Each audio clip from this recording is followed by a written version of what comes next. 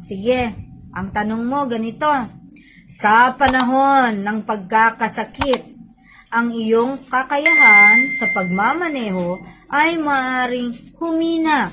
Diba? Pag may trangkaso tayo, hinay ta.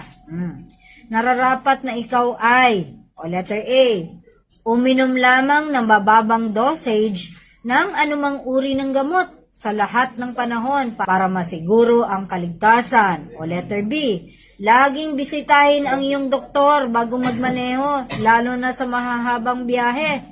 O letter C, maging malusog sa pangangatawan at pag-iisip at huwag magmaneho pagkatapos uminom ng gamot. So, ano yung sagot mo kanina, kuya?